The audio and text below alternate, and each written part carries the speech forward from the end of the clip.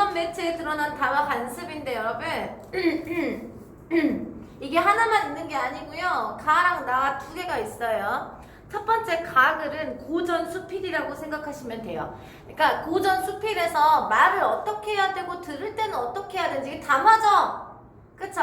이 담화를 할 때 우리는 어떻게 해야 되는지 우리가 어떤 습관을 가져야 되는지 같은 것들을 이야기해서 이걸 관습이라고 해요. 이해되셨죠? 그 담화 관습에 대해서 설명을 해놓고 있는 거예요. 설득을 너네한테 이렇게 해라라는 설득을 하고 있어서 성격이 설득적이고 교훈적인 성격이 있다라고 생각하시면 돼요.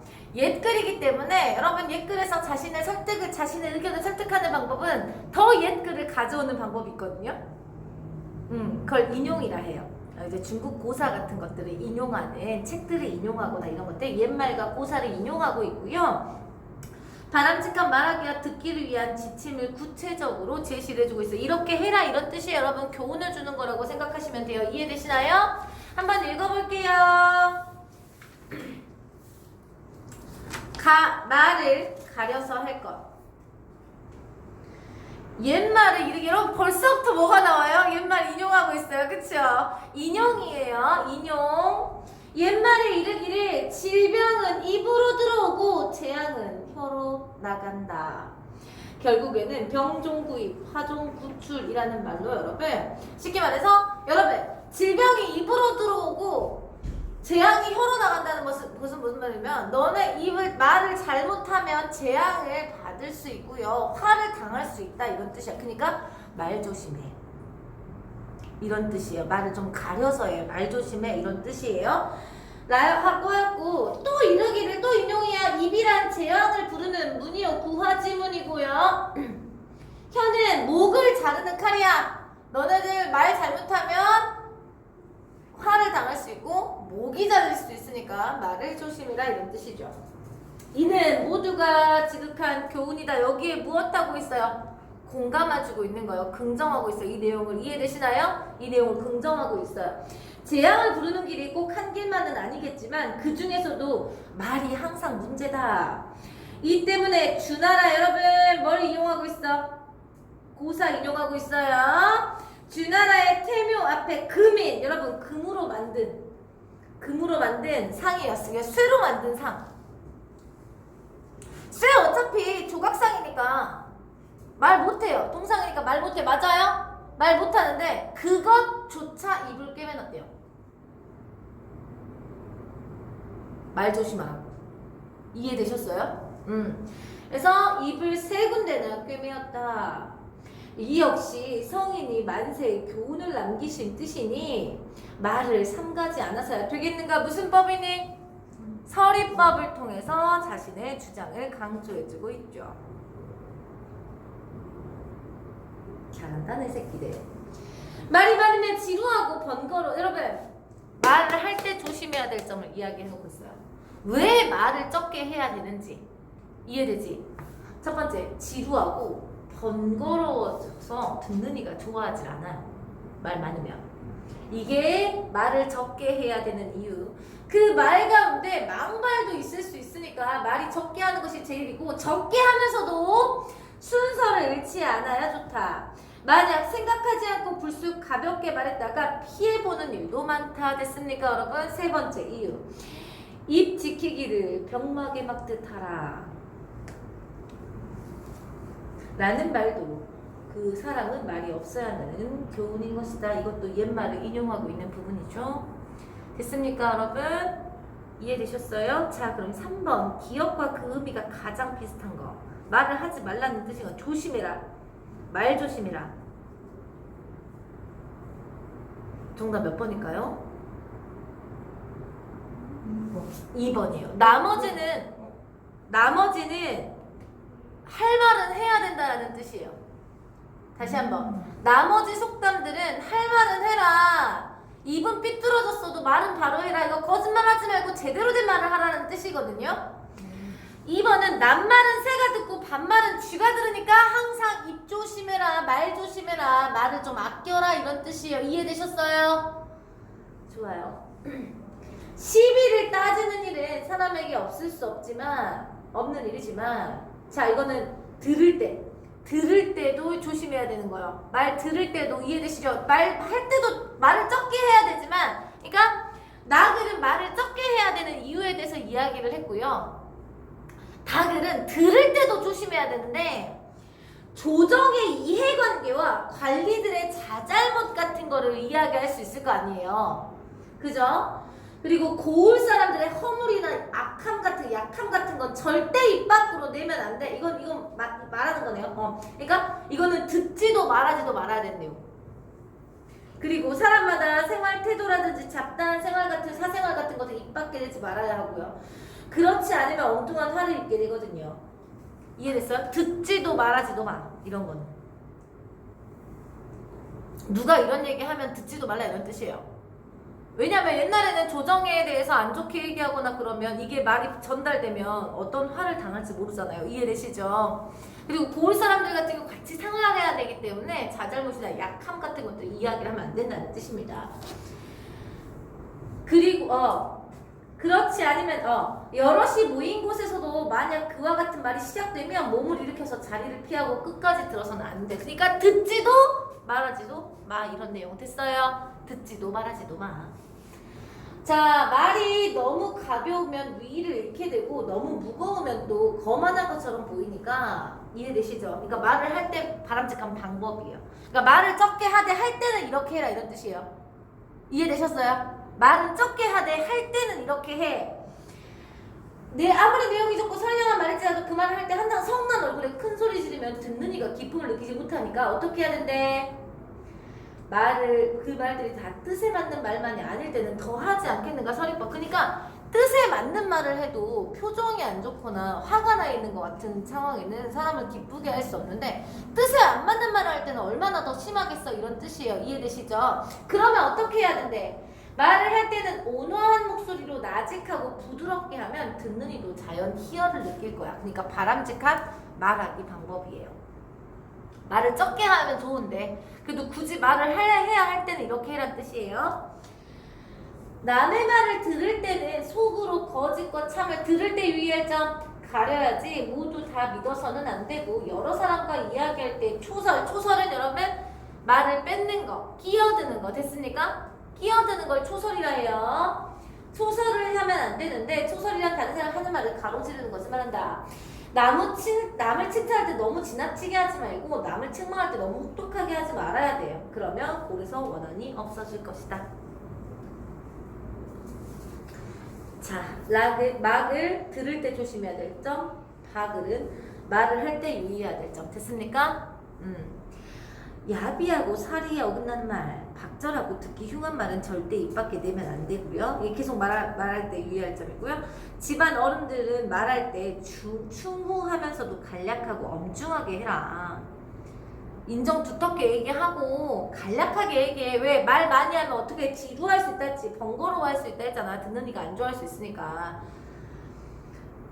만약 한 번 시킨 일을 다시 타일이고 타일해서 또 금방 또 강조해서 너무 자질구레하게 굴면 아랫사람들이 따르기에 피곤을 느끼며 원망투의 말이 나오고 속이는 습관이 생길 수 있기 때문이다. 됐습니까? 아랫사람들이 듣기 싫어서 속여버린다 이 말이에요. 이해되세요? 좋습니다. 다음 나글 시대에 따라서 말하는 방식도 달라지는데요. 두 영화를 가지고 옵니다. 두 개 영화예요. 하나는 1976년에 고교 얄개라는 말 요즘에 안 쓰는데요. 요즘에는 양아치라는 말을 쓰죠. 양아치보다는 조금 순한 내용이에요. 순한 내용으로 제가 야살스러운 짓을 많이 하는 아이라는 뜻이고요. 2002년에 마들렌은 이제 쿠키 이름이죠. 그 빵 이름인데요. 달달한 빵 맛있죠. 달달한 빵 이름인데 연애사를 그리고 있어요. 누가 나오더라? 이거 뭐지? 여기 입에다가 손 넣는 애 울면서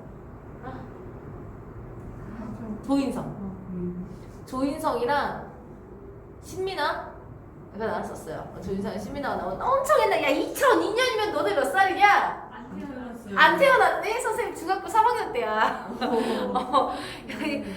2002 월드컵 해가지고 막 응원할 때 2002년 월드컵 할 때 선생님 중학교 3학년 때 너네 안 태어났다고? 네. 3년 뒤에 태어났어요. 와 아직 계획에도 없었네요. 네.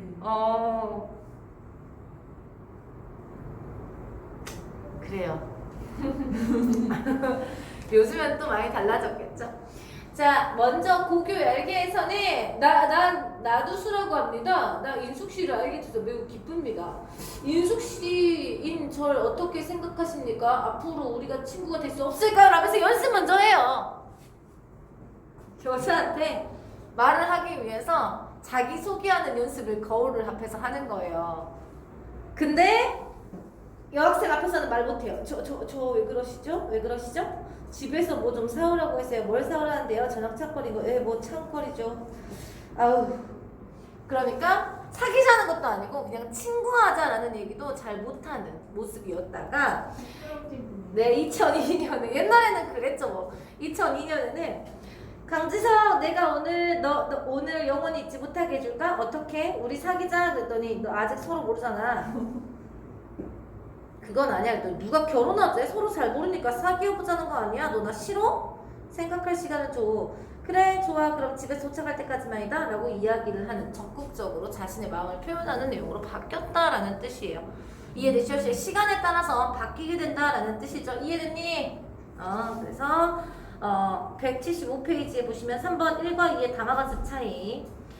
1은 소극적이고요. 2는 적극적인 모습이에요. 그래서 담화관습은 시간의 흐름에 따라 바뀌기도 한다 됐습니까? 그래서 관습이라 하죠. 176페이지 볼게요.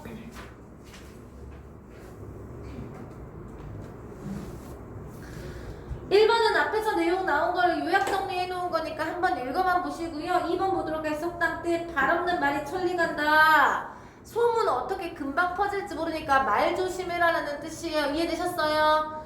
자, 말 안 하면 귀신도 모른다. 이거는 말을 할 말 있으면 시원하게 해보러. 그 귀신도 몰라 이런 뜻이야. 이해됐어요? 길이 아니거든 가지 말고 말이 아니거든 듣지 마라. 이건 뭐예요? 언행을 신중하게 하라라는 뜻이겠죠? 이해돼? 낱말은 새가 듣고 반말은 쥐가 듣는다. 이거 아무도 듣지 않는 것 같을 때도 말을 조심해라 라는 뜻이고요. 말은 해야 마시고 고기는 씹어야 마시다. 이것도 말을 좀 해라 이런 뜻이겠어요. 이해됐습니까?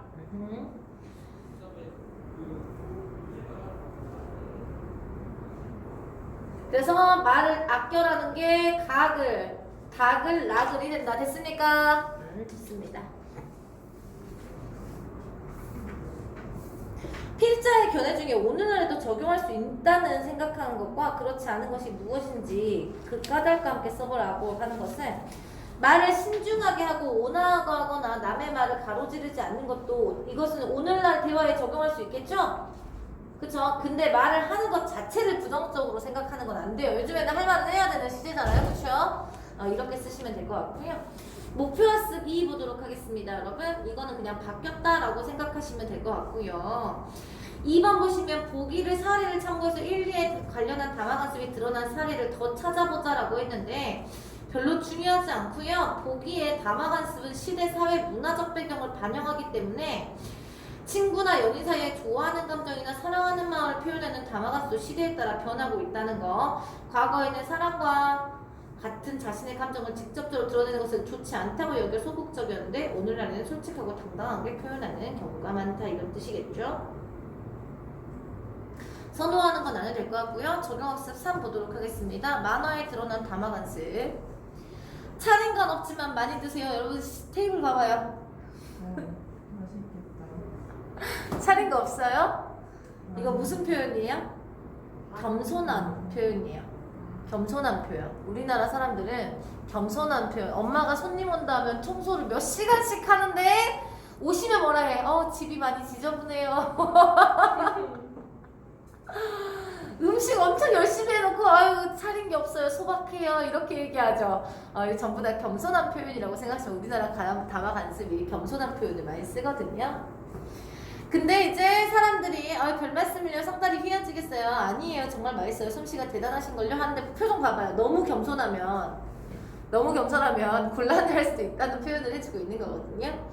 자, 만화에 나타난 담화간섭, 자신이 한 일이나 가진 능력을 겸손하게 표현하는 간섭과 겸양에 대해 칭찬하는 화답이 감화간섭으로 드러나는데요. 장점은 자신을 내세우기보다 낮춰서 상대를 높여주며 상대에 대한 존중과 배려의 마음을 표현할 수 있지만 단점은 너무 상투적이야. 그래서 진실하지 않게 느껴지거나 너무 겸양이 지나치면 상대방들이 좀 불편하게 느낄 수가 있다, 이런 뜻입니다. 여기까지. 와. 8단원은 끝났는데요. 여러분 181페이지 봐봐요. 소단원 깨어보기 봐보세요. 이거 혹시 하셨는지 확인해보세요. 아직 여기까지 안 나왔어요.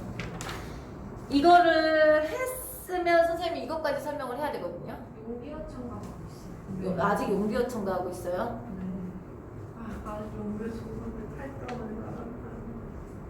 이것도 설명하려면 한 30분은 넘게 걸리는 지문이어가지고 끊고 동영상을 찍어야 되거든요. 이거 쓰고.